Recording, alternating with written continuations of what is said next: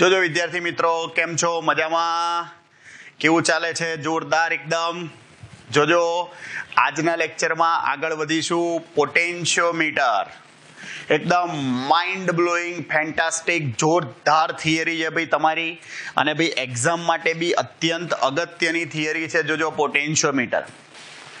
હવે સૌથી પહેલા પોટેન્શિયોમીટર જે છે એનું કામ શું છે ધ્યાન રાખજો વિદ્યાર્થી મિત્રો. પોટેન્શિયોમીટર એ એવું સાધન છે જેની મદદથી સતત બદલી શકાય અને સાથે સાથે માપી પણ શકાય તેવો પોટેન્શિયલ ડિફરન્સ મેળવી શકાય છે. ઓકે, એટલે ભાઈ એવું કહી શકાય કે પોટેન્શિયોમીટરની મદદથી આપણે ઈએમએફ માપી શકીએ. ધ્યાન રાખજો, પોટેન્શિયોમીટરની મદદથી ઈએમએફ ઇલેક્ટ્રોમોટિવ ફોર્સ માપી શકાય. અને વોલ્ટમીટર આવશે ભાઈ આપણે ચોથા ચેપ્ટરમાં. વોલ્ટમીટરની મદદથી ટર્મિનલ વોલ્ટેજ માપી શકાય. છે તો બંને પોટેન્શિયલ ડિફરન્સ જ, પણ પોટેન્શિયોમીટરની મદદથી ઈએમએફ માપી શકાય, ઇલેક્ટ્રોમોટિવ ફોર્સ. અને ટર્મિનલ વોલ્ટેજ માપવા માટે કોનો ઉપયોગ થાય? વોલ્ટમીટરનો. આ ખાસ ધ્યાન રાખજો. હવે જોજો વિદ્યાર્થી મિત્રો, હવે આપણને જે ટેક્સ્ટ બુકમાં આપ્યું છે પોટેન્શિયોમીટરનો સિદ્ધાંત આપણને નથી આપ્યો, ડાયરેક્ટલી સ્ટેટમેન્ટ આપી દીધું છે. પણ થિયરીને પ્રોપર રીતે સમજવા માટે પોટેન્શિયોમીટરનો સિદ્ધાંત સમજવો જરૂરી છે. માટે ધ્યાન રાખજો, આ થિયરી તમારે એક્ઝામમાં નથી પૂછાવાની, પણ એનું સૂત્ર તમને JEE નીટ કે MCQમાં કામમાં આવશે. અને આગળ પોટેન્શિયોમીટરની જે બે થિયરી છે એ સમજવા માટે આ થિયરી બહુ જ અગત્યની છે. જોજો, પોટેન્શિયોમીટરનો સિદ્ધાંત મસ્ત મજાની થિયરી છે ભાઈ. પોટેન્શિયોમીટરનો સિદ્ધાંત, પોટેન્શિયોમીટર નો સિદ્ધાંત ભાઈ, એનો ઉપયોગ શું એ મેં તમને કહી દીધું. સતત બદલી શકાય, સાથે સાથે માપી શકાય તેવો પોટેન્શિયલ ડિફરન્સ મેળવી શકાય. એટલે આપણે અહીંયા એવું કહીએ છીએ બેટરીનું ઈએમએફ માપવા માટે એનો ઉપયોગ થાય છે. જોજો હવે તેની આકૃતિમાં શું હશે. સૌથી પહેલા આ બે બિંદુઓ છે A અને C. એની વચ્ચે આપણે સમાન આડછેદ વાળો, ધ્યાનથી સાંભળજો વિદ્યાર્થી મિત્રો, સમાન આડછેદ વાળો અવરોધક તાર લગાડીએ છીએ, જેની લંબાઈ જનરલી 4 મીટર થી 10 મીટર જેટલી હોય છે. ઓકે, એટલે એવું બી થાય છે ઘણી વખત કે 1 મીટરની લંબાઈના જે ટુકડાઓ હોય એને ધાતુની પટ્ટીઓ વડે જોડી અને તાર લાંબો બનાવવામાં આવે છે. જનરલી એ તાર મેંગેનીન, કોન્સ્ટન્ટન જેવી મિશ્ર ધાતુઓનો બનાવવામાં આવે.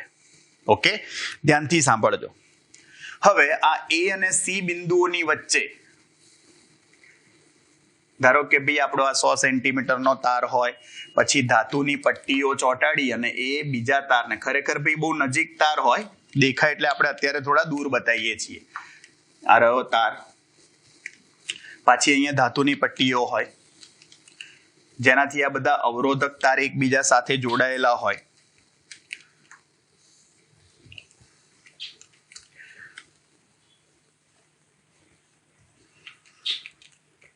જેટલો લાંબો તાર બતાવો હોય એટલો તમે બતાવી શકો છો, એનાથી કોઈ ફરક નથી પડતો.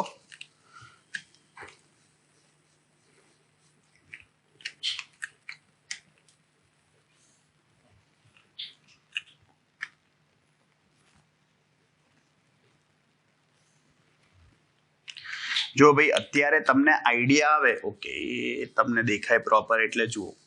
ક્લિયર? ભાઈ આ ધાતુની પટ્ટીઓ છે, બધાથી આપણે તાર જોડ્યા છે. આ 100, 200, 300, 400, 500, 600 સેન્ટીમીટર, એટલે કે ઓલમોસ્ટ 6 મીટર લાંબો આપણે તમે કંઈ પણ બતાવી શકો. 4 મીટરથી 10 મીટર સુધીની લંબાઈ ધરાવતો સમાન આડછેદ વાળો અવરોધક તાર હોય. ભાઈ તમને એવું થાય કે સર તમે ભાર દઈને કેમ વારે ઘડી એક વસ્તુ કહો છો? એનું રીઝન આવું છે, ધ્યાનથી સાંભળજો. સમાન આડછેદ વાળો તાર હોવાથી, સમાન આડછેદ વાળા પોટેન્શિયોમીટર તારની લંબાઈ, પોટેન્શિયોમીટર તારની લંબાઈ કેપિટલ એલ છે. સમાન આડછેદ વાળા પોટેન્શિયોમીટર તારની લંબાઈ, આખા તારની લંબાઈ આપણે કેપિટલ એલ લીધી છે. સાંભળજો, સમાન આડછેદ વાળો તાર હોય જેનો એકમ લંબાઈ દીઠ અવરોધ,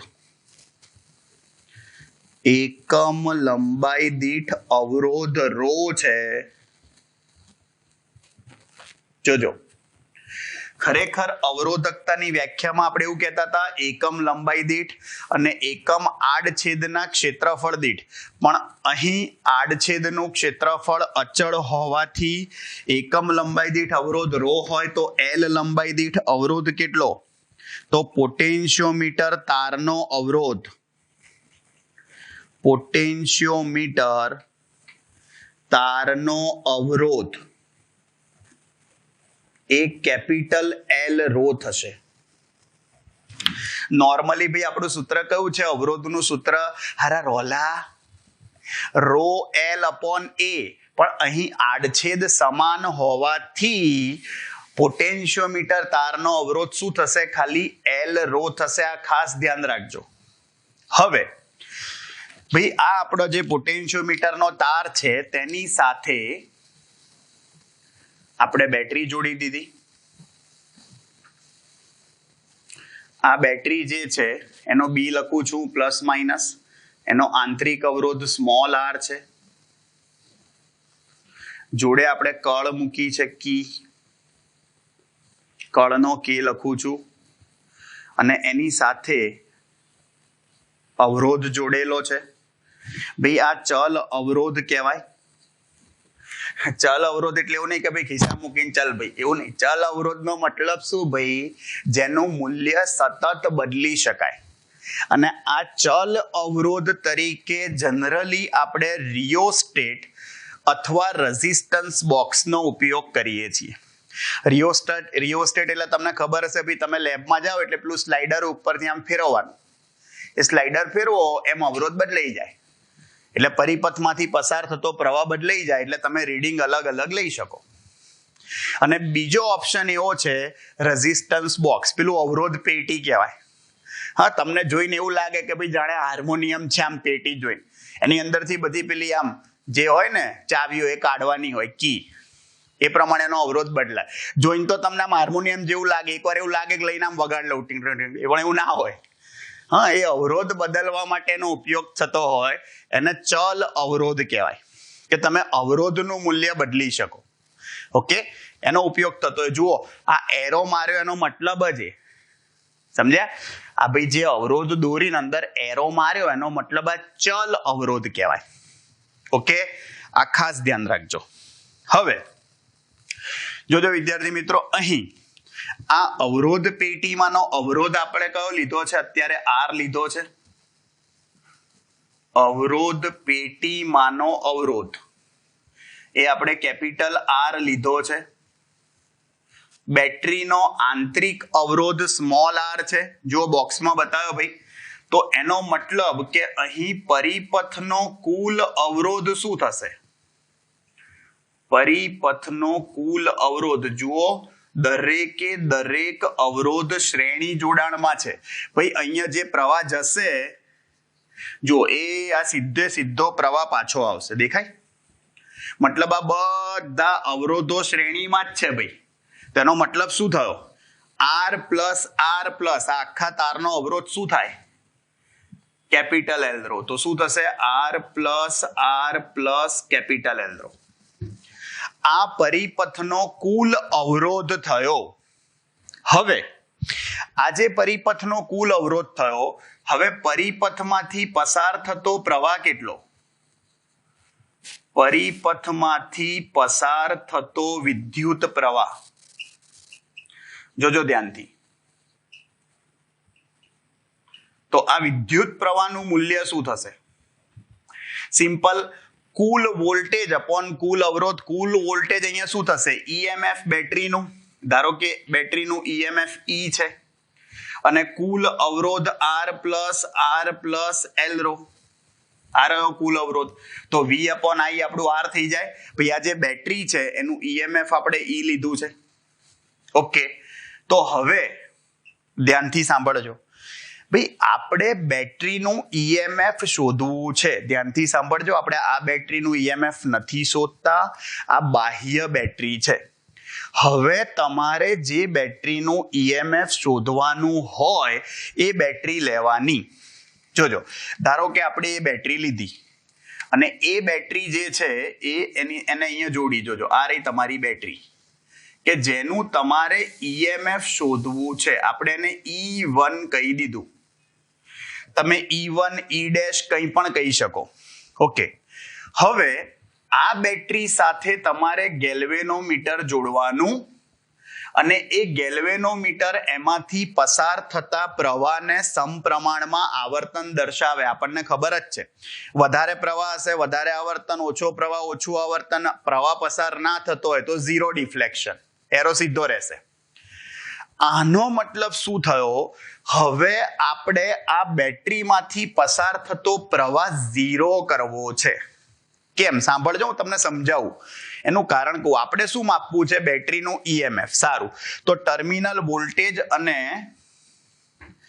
ભાઈ EMF નું જોડતું સૂત્ર કયું? V = E - IR. ભાઈ terminal voltage V = EMF E - IR. હવે જો તમારે EMF માપવો હોય તો V = E થવું જોઈએ. તો એના માટે IR 0 થવું જોઈએ. હવે આંતરિક અવરોધ તો 0 હોય નહીં, તો શું 0 કરવું પડે? I. ભાઈ આમાંથી પસાર થતો પ્રવાહ 0 કરવો પડે, હોય નહીં, કરવો પડે. કેવી રીતે? સાંભળજો. તો કે જો IR 0 થાય, સાંભળજો, I r = 0 થાય તો એ વખતે જે પોટેન્શિયલ ડિફરન્સ હોય એને બેટરીનું EMF કહેવાય. જો આ 0 લઈ લો તો IR 0 થાય તો V = E લખાય ને ભાઈ. તો ભાઈ એ જે, સાંભળજો, એ વિદ્યુત સ્થિતિમાનના તફાવતને જ આપેલ બેટરીનું EMF કહેવાય. જોજો કેવી રીતે લાવીશું. ભાઈ આ ગેલ્વેનોમીટર છે, એની સાથે શું કરવાનું? ભાઈ જોકી કળ જોડવાની. જોકી કળ, ભાઈ જોજો ધ્યાનથી, જોકી કળ એટલે શું ભાઈ? એ પેલું તમે ફેરવતા જાવ એને પ્રમાણે સપ્રમાણમાં આવર્તન ગેલ્વેનોમીટરમાં બદલાય. જોકી કળ, नाम जोकी છે, ये बाहर की बात है, अंदर की बात नहीं है, ध्यान रखना. हाँ, तो ये જોકી કળ ફેરવશો, સમજો શું થાય. ભાઈ તમે એ બિંદુથી ચાલુ કરો જોકી કળ ફેરવવાની. સમજો, જેમ જેમ લંબાઈ વધતી જાય એમ અવરોધ વધે. કારણ કે આપણા અવરોધનું સૂત્ર અહીંયા શું છે? પોટેન્શિયોમીટર તારનું L રો.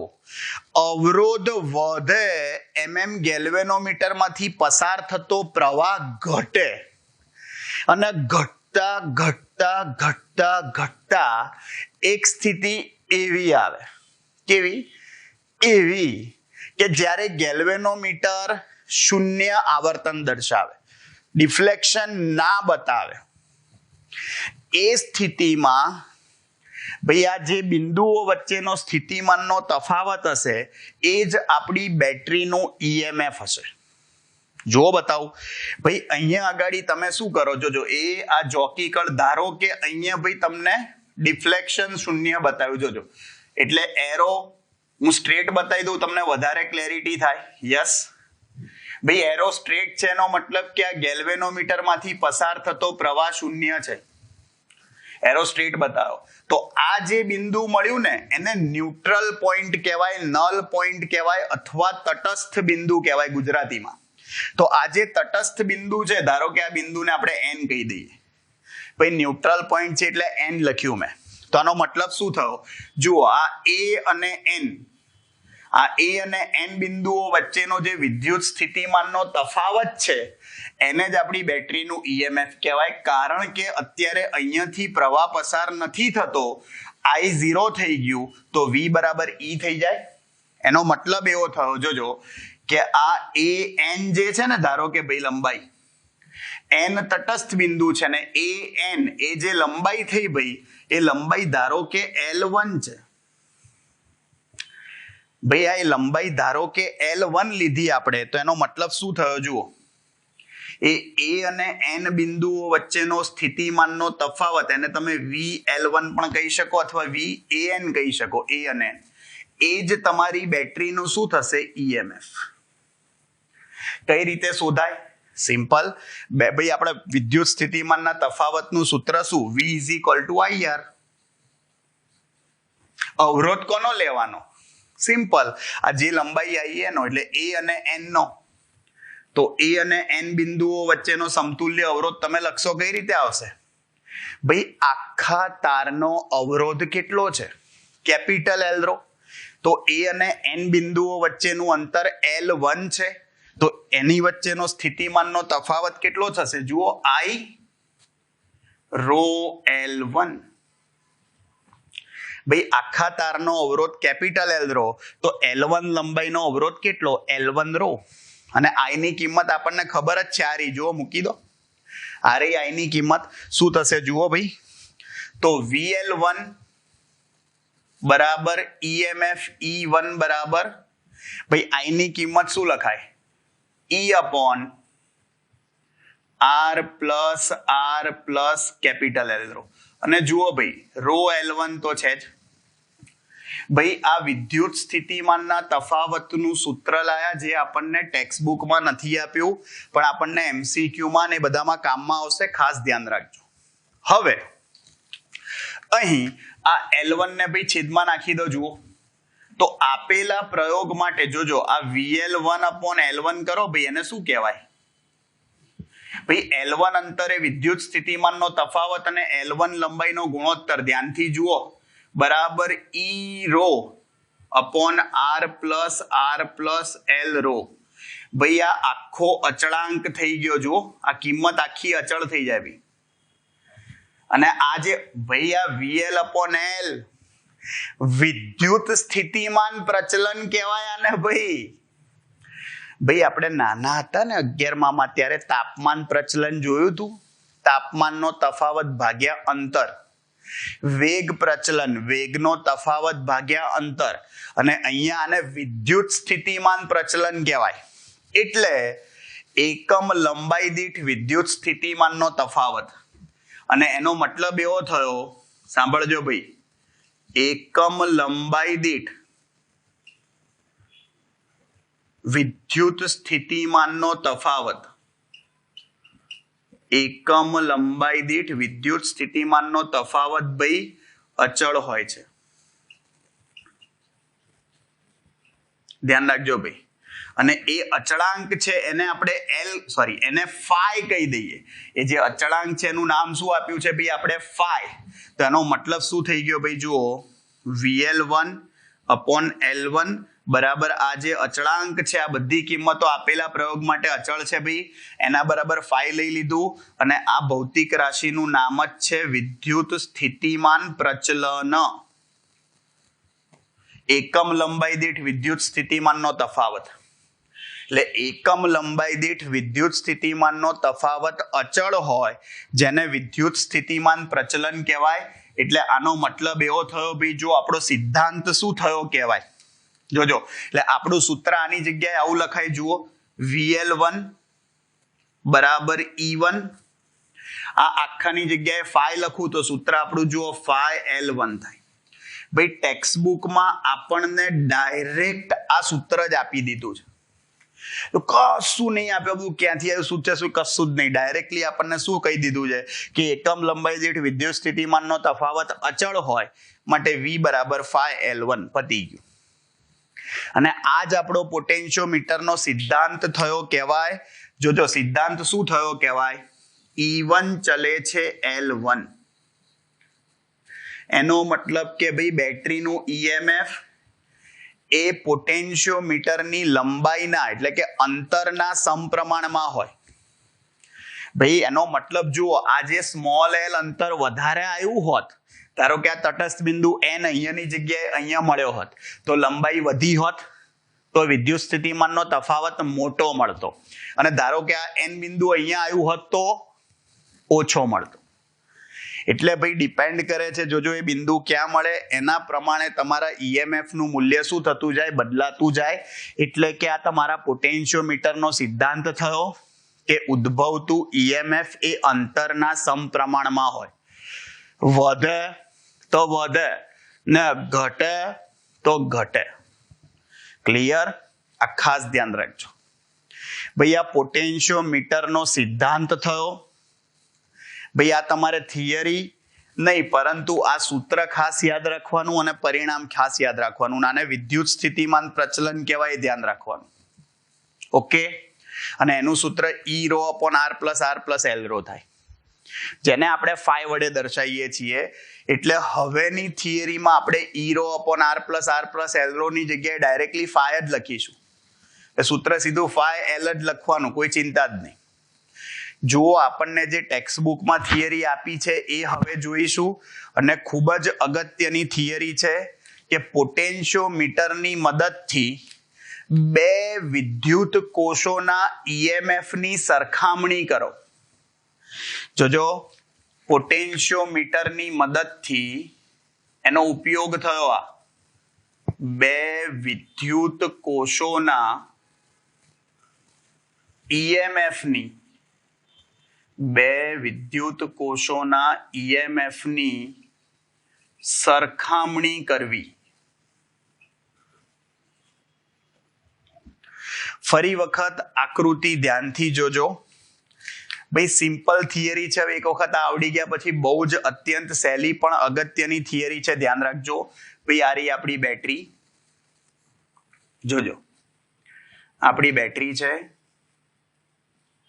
આ એ બિંદુ છે. આ બેટરીનો બી લખ્યો મેં, આ પ્લસ માઇનસ. આ બેટરીનો આંતરિક અવરોધ બતાવ્યો. જોજો હવે ભાઈ આ કેપિટલ આર શું છે આપણું? યસ, રિયોસ્ટેટ એટલે કે ચલ અવરોધ કહેવાય. ચલ અવરોધ એમાં વચ્ચે એરો મારીને બતાવીએ છીએ આપણે. અહીંયા કળ મૂકી દીધી આપણે. કી, એનો કે લખ્યો કીનો. અને જોજો હવે ભાઈ અવરોધક તાર બતાવી દઈએ. અવરોધક તાર જુઓ, આ એ એમાંથી ચાલુ થયો.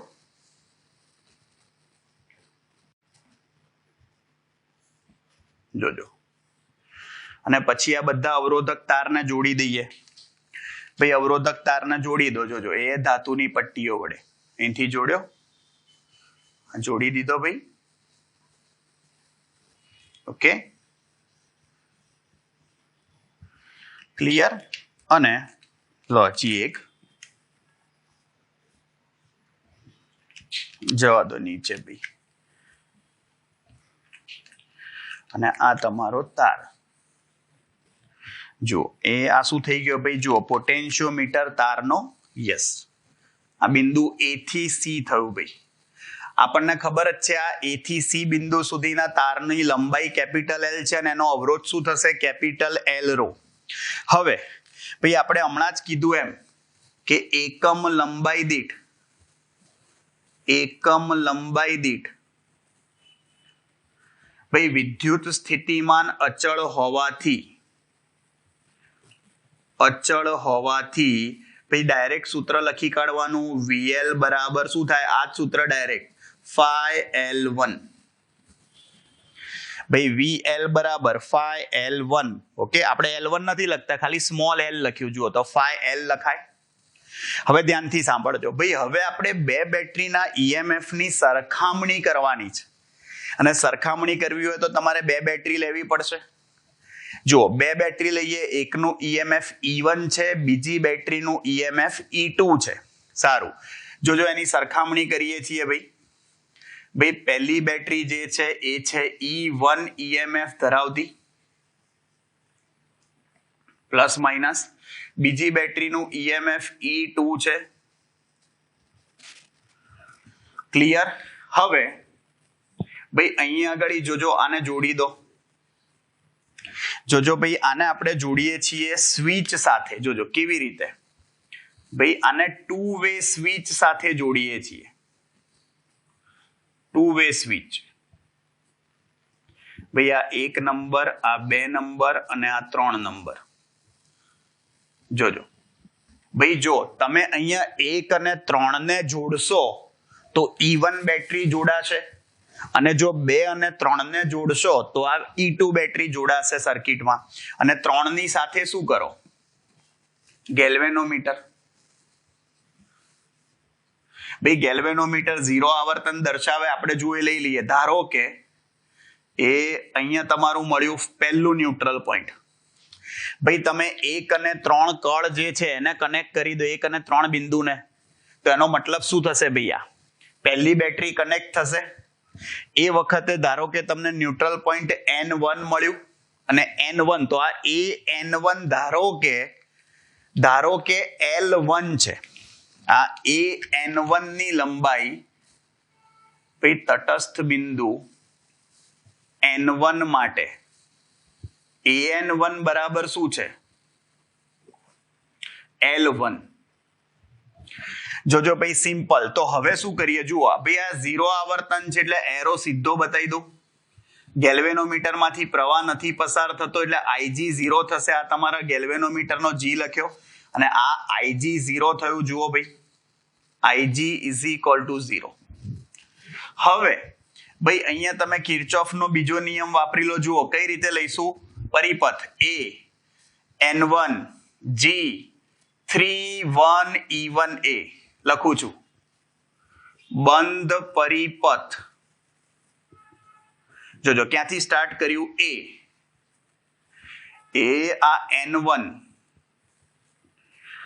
આ G 3 1, G પછી 3 અને 1 કનેક્ટ કર્યા છે, E1, અને A પર પાછા આયા, અને A. ભાઈ બંધ પરિપથ માટે કિર્ચોફના બીજા નિયમ મુજબ, ભાઈ કિર્ચોફના બીજા નિયમ મુજબ શું થશે? જોજો સિમ્પલ. જુઓ ભાઈ અહીંયાથી પ્રવાહ વહેતો હશે એટલે આ સાથે પ્રવાહ હોય તો -VA1 કહેવાય, AN1. ભાઈ અહીંયાથી પ્રવાહ વહેતો હશે એટલે શું આવશે? -VAN1. જોજો ભાઈ આ IgG તો 0 જ થઈ જાય, લખવાની જરૂર નથી. કેમ? કારણ કે Ig 0 છે એટલે એને સમાંતરમાં કોઈ વોલ્ટેજ નહીં મળે. જવા દો આગળ. ભાઈ બેટરી, ભાઈ તમે ક્યાં છો? ઋણ ધ્રુવ પર. ક્યાં જવું છે? ધન ધ્રુવ પર. શું થયું? વધારો. અને વધારો થાય તો શું લખાય? જોજો અહીંયાનો વોલ્ટેજ 0 પ્લસ E1 બરાબર 0. ભાઈ આ VN1 ને સામે લખી કાઢો તો E1 બરાબર VAN1 થાય, અને AN1 ની કિંમત કેટલી થશે? VAN1. આ રહ્યું સૂત્ર, phi L1. શું થશે ભાઈ? phi L1. આ સમીકરણ નંબર 1 થયું. ક્લિયર? અને આ જ રીતે ભાઈ હવે બીજી બેટરી માટે લઈએ. સાંભળજો, તો બીજી બેટરી જ્યારે બી તમે કનેક્ટ કરશો એટલે હવે 2 અને 3 ને કનેક્ટ કરવાના. ભાઈ તો 2 અને 3 કનેક્ટ થાય તો શું થાય? એ ધારો કે તટસ્થ બિંદુ અહીંયા મળ્યું, ધારો કે N2 પર. તો હવે પ્રવાહ તમારો જોજો એ અહીંયા N2 થી આમ જતો હશે. ગેલ્વેનોમીટર તો ભાઈ શૂન્ય આવર્તન જ બતાવશે એટલે તો તટસ્થ બિંદુ કહેવાય. ઓકે, તો એ વખતે તમને બીજી બેટરીનું EMF મળશે. શું થશે? જોજો સિમ્પલ. ફરી વખત સેમ વસ્તુ, બંધ પરિપથ કયો છે? જોજો A, પણ હવે ક્યાં સુધી જવાનું? Yes, N2 G32 E2A. બંધ પરિપથ માટે કિર્ચોફના બીજા નિયમ મુજબ. ભાઈ કિર્ચોફના તમારે આખું લખવાનું, શોર્ટ ફોર્મમાં લખું છું, કિબિનિમુ. શું નિયમો? કિબિનિમુ. કિર્ચોફના બીજા નિયમ મુજબ શું થાય? જોજો ભાઈ ફરીવાર સાથે પ્રવાહ તો -VAN2 થશે. જોજો ભાઈ આ ગેલ્વેનોમીટર માંથી તો પ્રવાહ વહેતો નથી એટલે એનો વોલ્ટેજ 0. જવા દો ભાઈ. હવે નીચે. ભાઈ તમે ક્યાં છો? ઋણ ધ્રુવ પર. ભાઈ ક્યાં જવું? ધન ધ્રુવ પર. શું થયું? વધારો. અને વધારો તો પ્લસ E2 લખાય બરાબર 0. ભાઈ E2 ને કરતા બનાવો અને સામે આપી દો તો VAN2 કહેવાય. અને ભાઈ એ તો આપણા સૂત્ર પરથી એકમ લંબાઈ દીઠ સ્થિતિમાન અચળ હોય તો VL બરાબર phi L1, તો અહીંયા VAN2 શું થશે? phi L2. ભાઈ સમીકરણ 2 થયું. ચલો સમીકરણ 2, ચલો 1 અને 2 નો ભાગાકાર લઈ લો. ભાઈ સમીકરણ 1 અને 2 નો ગુણોત્તર લેતા એટલે કે ભાગાકાર. ચલો 1/2 લઈ લો. શું થશે જુઓ? E1 upon E2 બરાબર phi L1 upon phi L2. ભાઈ phi કેન્સલ થઈ જશે તો E1 upon E2 શું થઈ જશે? L1 upon L2. ભાઈ જુઓ શું થઈ? આ બે વિદ્યુત કોષોના EMF ની સરખામણી થઈ. ભાઈ તમે પ્રેક્ટિકલ કરતા હો ત્યારે L1 અને L2 જોડે મીટર સ્કેલ લગાડેલી હોય એટલે તમને ખબર પડી જ જાય ભાઈ કે ધારો કે L1 ની કિંમત ધારો કે 2 મીટર છે, 200 સેન્ટીમીટર, ને આ ધારો કે 400 સેન્ટીમીટર આવી ધારો કે, તો એનો મતલબ 200 ભાગ્યા 400 કરો તો 1/2 થાય. 1/2 2 સામે આપી દો તો E2 બરાબર 2E1 થયું. મતલબ બીજી બેટરીનું EMF પ્રથમ બેટરીના EMF કરતા બમણું છે. આમાં બે વિદ્યુત કોષોના EMF ની શું થઈ કહેવાય? સરખામણી. જો મસ્ત મજાની થિયરી છે ભાઈ. પોટેન્શિયોમીટરનો સિદ્ધાંત જોયો આપણે. પોટેન્શિયોમીટરનો સિદ્ધાંત શું કે ભાઈ? V ચલે છે L અથવા E ચલે છે L કહેવાય. મતલબ કે EMF નું મૂલ્ય જે છે એ અંતરના સમપ્રમાણમાં હોય. ઓકે, અને આ એ જ સૂત્ર ભાઈ જે V બરાબર phi L1 છે એનો ડાયરેક્ટ ઉપયોગ જ કરવાનો છે. ઓકે, હવે આગળની થિયરી તમારી એ પણ ખૂબ જ અગત્યની છે, જોઈશું, અને એ છે પોટેન્શિયોમીટરની મદદથી આંતરિક અવરોધ શોધવો. ઓકે, બેટરીનો આંતરિક અવરોધ પોટેન્શિયોમીટરની મદદથી કેવી રીતે શોધાય એ જોઈશું. ઓકે, જોઈએ ચલો આપણે આગળ.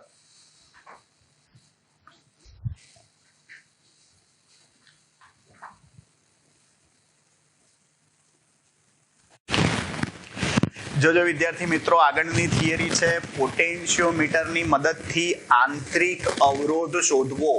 સાંભળજો, પોટેન્શિયોમીટરની મદદથી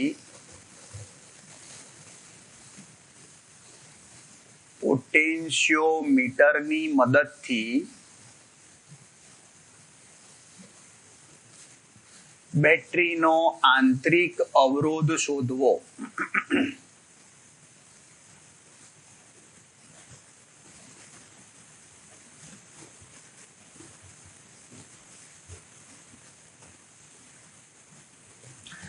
જોજો ધ્યાનથી, પોટેન્શિયોમીટરની મદદથી બેટરીનો આંતરિક અવરોધ આપણે શોધવો હોય, સૌથી પહેલા ફરી વખત આપણી આકૃતિ ધ્યાનથી સમજજો. ભાઈ આપણું બિંદુ A છે. ભાઈ જોજો, આ એક,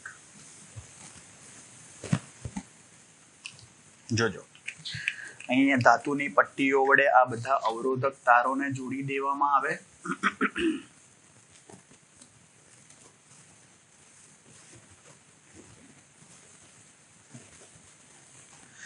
ધારો કે આ તમારું બિંદુ C છે.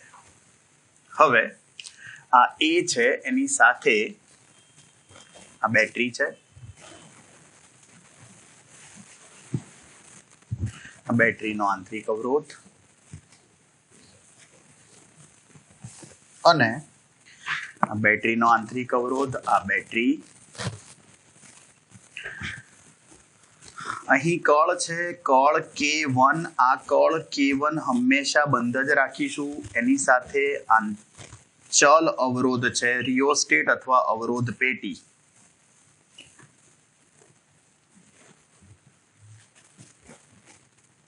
જોજો ધ્યાનથી, બિંદુ C. હવે અહીં આપણે જે બેટરીનો આંતરિક અવરોધ શોધવો હોય એ બેટરીને અહીં લઈશું. આપણે જે બેટરીનો આંતરિક અવરોધ શોધવો છે, બેટરીનું EMF E છે અને આ બેટરીનો આંતરિક અવરોધ સ્મોલ r છે. અહીં એની સાથે સમાંતરમાં રેઝિસ્ટન્સ બોક્સ અને બીજી કળ K2 છે જોડેલી. ધ્યાનથી સાંભળજો વિદ્યાર્થી મિત્રો, આ છે તમારો રેઝિસ્ટન્સ બોક્સ.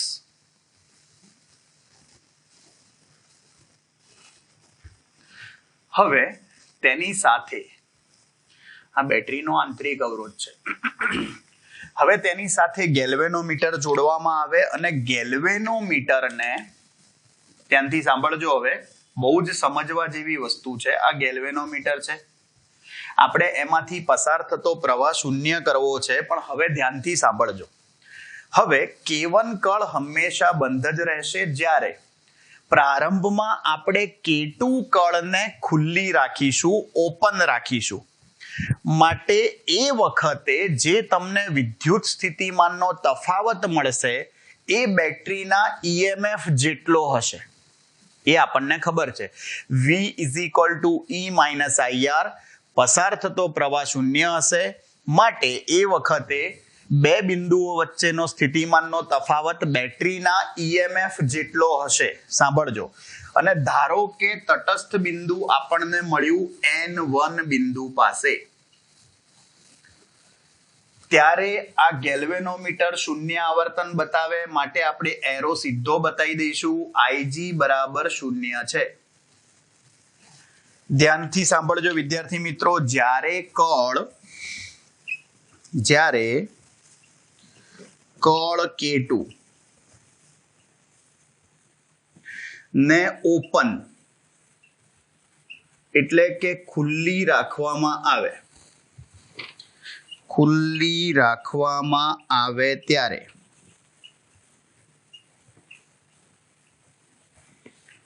સાંભળજો, ત્યારે ભાઈ આપણને તટસ્થ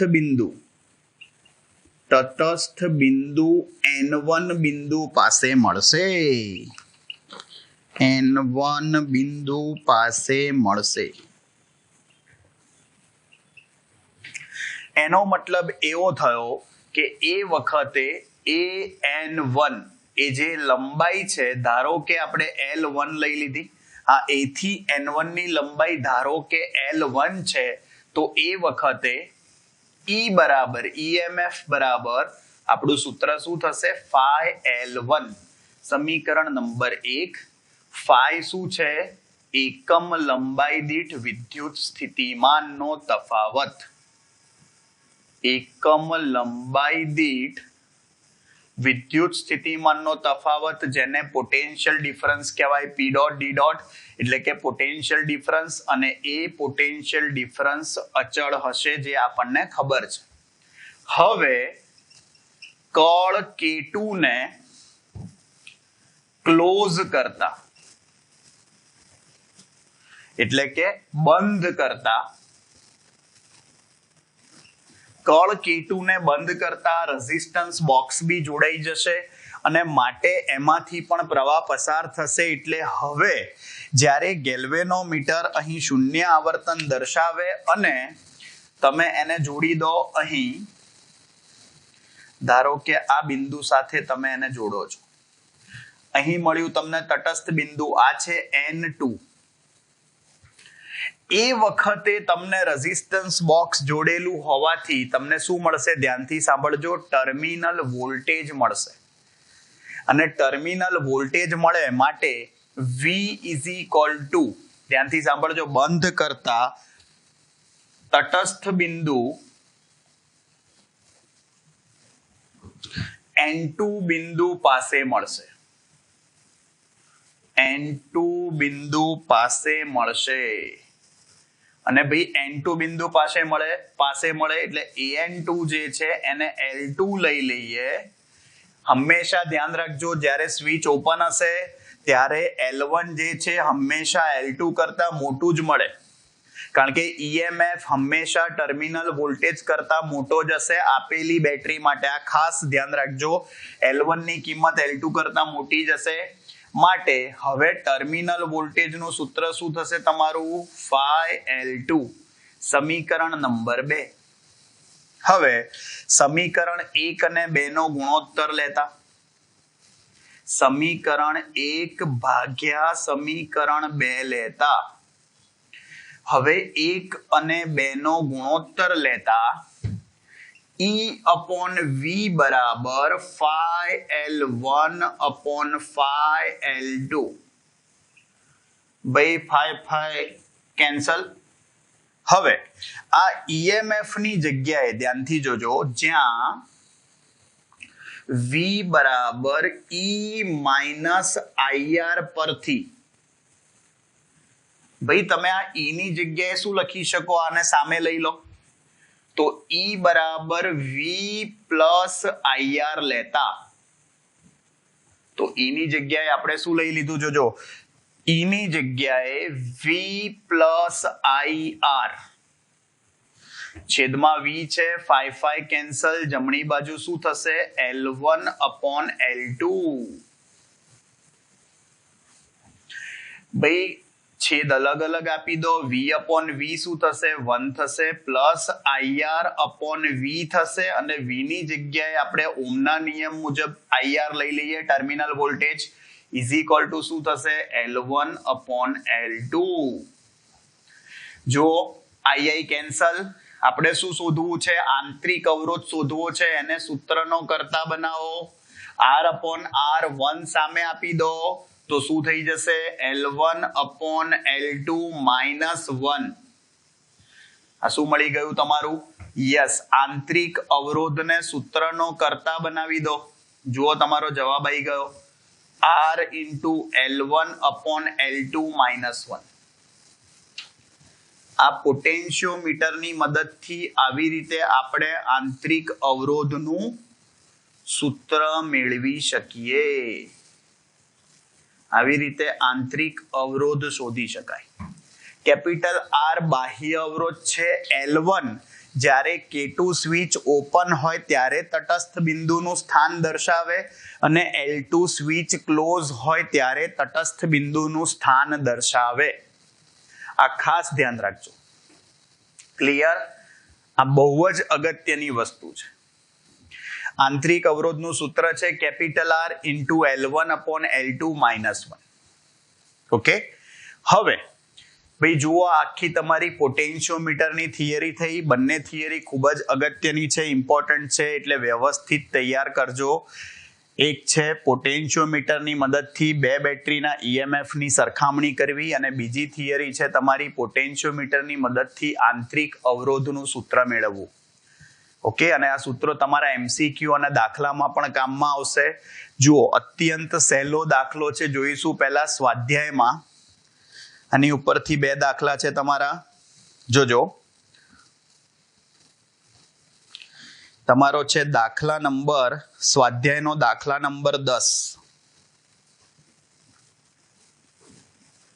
સોરી 12મો દાખલો છે સ્વાધ્યાયનો, ઉદાહરણનો 10મો છે, પણ ઉદાહરણ 10 આમાં માસે નહીં એટલે આપણે પછી ગણીએ છીએ. જોજો, સ્વાધ્યાયનો 12મો દાખલો અત્યંત સહેલો દાખલો છે. રકમ જોજો એની શું કે છે. સ્વાધ્યાયનો દાખલા નંબર 12,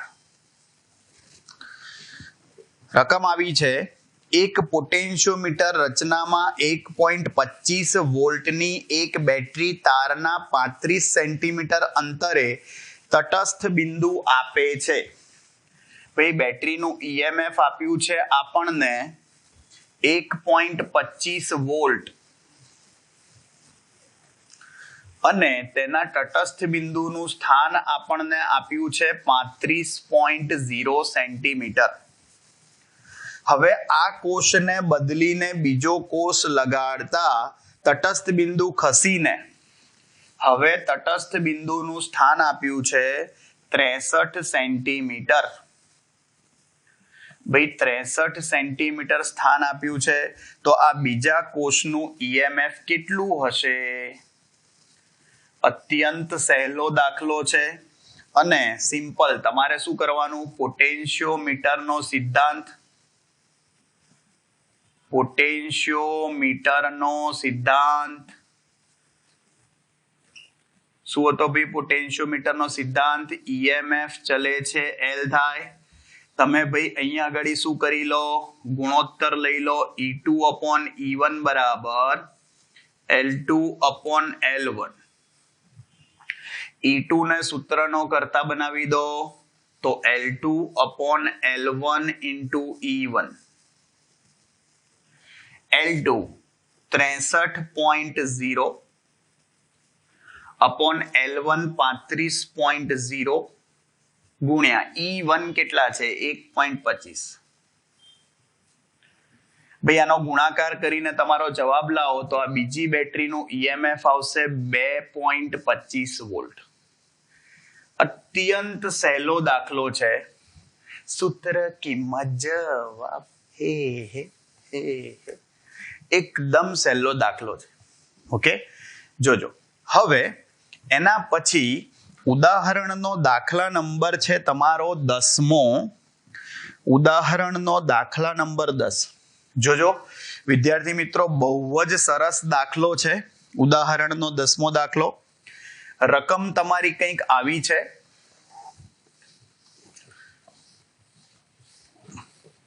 પોટેન્શિયોમીટર માંથી કેપિટલ R ઓહ્મનો અવરોધ પ્રવાહ ખેંચે છે. તમને એવું કહે છે કેપિટલ R ઓહ્મનો અવરોધ પ્રવાહ ખેંચે છે. પોટેન્શિયોમીટરનો કુલ અવરોધ R0 ઓહ્મ છે. પોટેન્શિયોમીટરને V જેટલો વોલ્ટેજ લગાડવામાં આવે છે.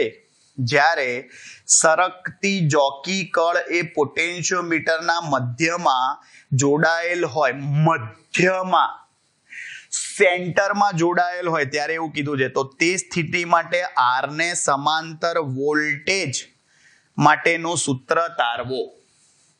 ભાઈ આપણે વોલ્ટેજ માટેનું સૂત્ર તારવવાનું છે. ધ્યાનથી સાંભળજો. A અને B બિંદુઓ વચ્ચેનો વોલ્ટેજ તમારે શોધવાનો છે. બહુ જ સરસ દાખલો છે. ધ્યાનથી સમજજો.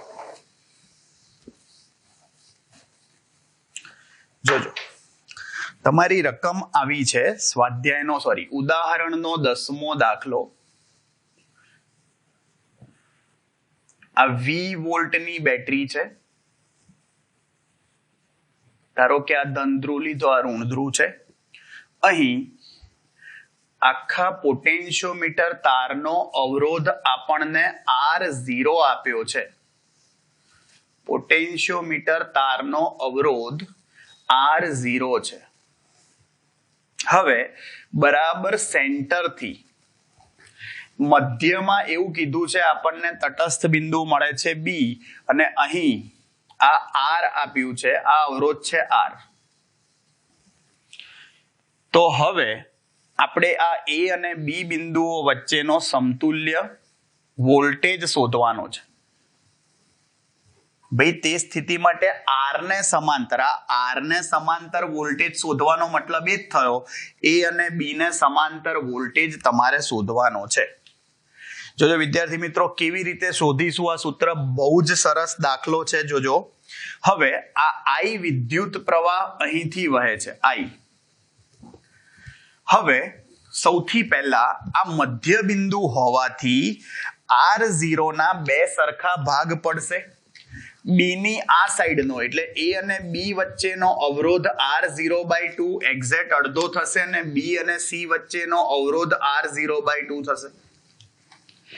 આપણે શું કરવું પડશે? આપણે A અને B વચ્ચેનો વિદ્યુત સ્થિતિમાનનો તફાવત શોધવા માટે સૌથી પહેલા એમાંથી પસાર થતો પ્રવાહ શોધવો પડશે. તો પ્રવાહ શોધવા માટે એ પહેલા સમતુલ્ય અવરોધ શોધવો પડશે. સાંભળજો. તો સૌથી પહેલા પરિપથનો સમતુલ્ય અવરોધ શોધવા માટે જોજો ધ્યાનથી, પહેલા A અને B વચ્ચેનો સમતુલ્ય અવરોધ. જોજો A અને B બિંદુઓ વચ્ચેનો પરિણામી અવરોધ અથવા સમતુલ્ય અવરોધ. તો A અને B બિંદુઓ વચ્ચેનો પરિણામી અવરોધ RAB. જોજો ધ્યાનથી, R અને R0/2 અવરોધો સમાંતર જોડાણમાં હોવાથી સમાંતર જોડાણનું સૂત્ર શું થશે આપણું? R1 R2 upon R1 plus R2. તમે 1 upon R1 plus 1 upon R2 લખી શકો, પણ એના કરતા તમને આ સહેલું પડશે. 1 upon R નું સૂત્ર આવશે. આ ડાયરેક્ટ સૂત્ર લખશો, આ તમને સહેલું પડશે. R1 કેટલા છે? R અને R2 કેટલા છે? R0/2 upon R plus R0/2. લસા લઈ લો અહીંયા 2R plus R0 अपॉन 2 અને r0 by 2 by 2 by 2 by cancel. તેનો મતલબ શું થયો ભાઈ? આ A અને B બિંદુઓ વચ્ચેનો સમતુલ્ય અવરોધ r0 અપોન અને ગુણી કાઢો અહીંયા તો 2r plus r0 થશે. આ A અને B બિંદુઓ વચ્ચેનો સમતુલ્ય અવરોધ આવી ગયો. હવે A અને C મતલબ કે પરિપથનો કુલ અવરોધ. હવે પરિપથનો કુલ અવરોધ સમતુલ્ય અવરોધ, આ કુલ અવરોધને R ઇક્વિવેલેન્ટ કહી દઈએ. EQ મતલબ ઇક્વિવેલેન્ટ કહેવાય. ઇક્વિવેલેન્ટ એટલે સમતુલ્ય અવરોધ. અને એ AB અને BC અવરોધો જુઓ એકબીજા સાથે શ્રેણીમાં છે તો RAB પ્લસ RBC થાય. AB અને BC એકબીજા સાથે શ્રેણીમાં હોવાથી RAB શું થશે? RR0 upon 2R plus R0 plus RBC શું થશે? R0 by 2. લસા લઈ લો. ચલો લસા લો એટલે 2RR0 પ્લસ અને અહીં ગુણી દો તો 2RR0 plus R0 square upon 2 times 2R plus R0. આ પરિણામી અવરોધ મળ્યો 2 times RR0 2RR0 એટલે 4RR0 plus R0 સ્ક્વેર થશે. જુઓ R0 સ્ક્વેર 2 ને 2 4 તો 4RR0 upon 2 times 2R plus R0. આમાંથી R0 કોમન લઈ લો ઉપરનામાંથી તો R0 ઇન્ટુ શું થશે? R0 plus 4R upon 2 times R0 plus 2R. Cancel ના કરતા કઈ આ તમારો પરિણામી અવરોધ લાયા. હવે તો પરિપથમાંથી વહેતો પ્રવાહ કેટલો? ભાઈ પરિપથમાંથી વહેતો પ્રવાહ V is equal to IR. પરિપથમાંથી વહેતો પ્રવાહ તો I is equal to V upon R equivalent. V upon R થશે. V વોલ્ટેજ છે જે અહીં V જ આપ્યો છે અને R equivalent કેટલો છે જોજો R0 into R0 plus 4R. ભાઈ આ છેદનો છેદ અંશમાં જતો રહેશે તો 2 R0 plus 2R. ક્લિયર? આ ખાસ ધ્યાન રાખજો. આ પરિપથમાંથી વહેતો પ્રવાહ લાયા. આપણે R ને સમાંતર પોટેન્શિયલ ડિફરન્સ, R ને સમાંતર વોલ્ટેજ શોધવો છે. એ R ને સમાંતર વોલ્ટેજ એટલે V of R અથવા VAB કહી શકો. આ R ને સમાંતર વોલ્ટેજ શોધવો છે એટલે A અને B ને સમાંતર વોલ્ટેજ હોય R નો જ વોલ્ટેજ કહેવાય. તો એનું સૂત્ર શું થશે? V is equal to IR. પણ અવરોધ કોનો લેવાનો? A અને B બિંદુઓ વચ્ચેનો. જુઓ I ની કિંમત આ રહી 2V into R0 plus 2R upon R0 into R0 plus 4R. આ પ્રવાહ થયો into RAB. જુઓ A અને B વચ્ચેનો સમતુલ્ય અવરોધ આ રહ્યો R into R0 upon R0 plus 2R. R0 આગળ લખું છું R0 plus 2R.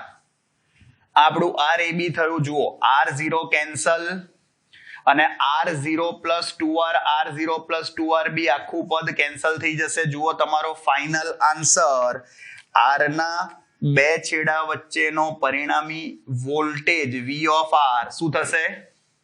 જુઓ 2V R0 plus 2R cancel, R0 cancel, R upon R0 plus 4R. આપણો જવાબ થયો. આ આર ના બે છેડા વચ્ચેનો વોલ્ટેજ થયો 2VR upon R0 plus 4R. જો વિદ્યાર્થી મિત્રો મસ્ત મજાનો એકદમ માઇન્ડ બ્લોઈંગ ફેન્ટાસ્ટિક દાખલો થયો તમારો. આર ના બે છેડા વચ્ચેનો વોલ્ટેજ લાવવા પહેલા શું કર્યું આપણે? એ અને બી બિંદુઓ વચ્ચેનો સમતુલ્ય અવરોધ લાયા. ત્યારબાદ બી અને સી અને એ બી શ્રેણીમાં હોવાથી પરિણામી અવરોધ કુલ અવરોધ લાયા.